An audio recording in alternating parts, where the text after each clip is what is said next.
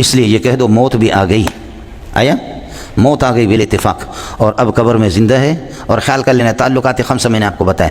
تعلق الروح بالبدن، تعلق الروح بالبدن اذا كان جنينا، تعلق الروح بالبدن اذا كان يقظان، تعلق الروح بالبدن اذا كان نائما، تعلق الروح بالبدن اذا كان مدفونا، تعلق الروح بالبدن ودخول الروح في البدن اذا بعث اذا النفوس زوجت اذ الارواح زوجت بالابدان. 5 یہ تعلقات خمسہ ہے. اس کا انکار ٹھیک ہی نہیں ہے. یہ کسی عام آدمی کے بارے میں آپ انکار نہیں کر سکتے.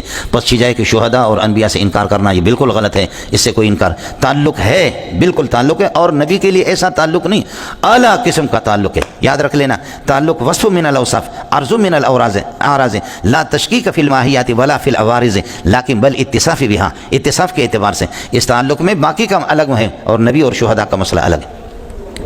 زندہ آپ بھی ہے، میں بھی زندہ ہوں، لیکن ہم دونوں کی زندگی میں سے کون سی زندگی بہتر ہے؟ آپ کی حالت یہ ہے کہ اذا زلزلت الارض زلزالہ، میری حالت یہ ہے کہ میں ہمیشہ ہنستا رہتا ہوں. زندہ تو آپ ہے لیکن آپ لوگوں کی زندگی بھی بیکار ہے، سمجھے؟ اس لیے مجھ سے آپ دیکھیں نا کہ میں جب باہر ملتا ہوں، کوئی لوگ ملنے کے لیے کہتے ہیں حضرت کیا حال ہے، میں کہتا ہوں بھائی میرا حال ٹھیک ہے. میں وہ بندہ ہوں کہ 24 گھنٹہ ہنستا رہتا ہوں. امام ضحاک 4 سال ماں کے پیٹ میں رہا.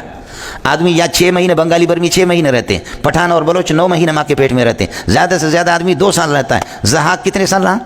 4 سال رہا. 4 سال جب ماں کے پیٹ سے پیدا ہو گیا تو اس کے دانت بھی آ گئے اس کے دانت ہی آ گئے تھے، اس لیے اس کو ضحاک کہتے ہیں. ضحاک سنا نہیں، بڑا مفسر ہے، سمجھے؟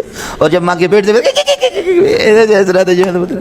اس کی دانت ہی نکلے تھے، سمجھے؟ تو ہم تو ضحاک کی اولاد ہیں مولوی صاحب، ہم تو امام ضحاک والے لوگ ہیں، ضحاک کی اولاد ہیں.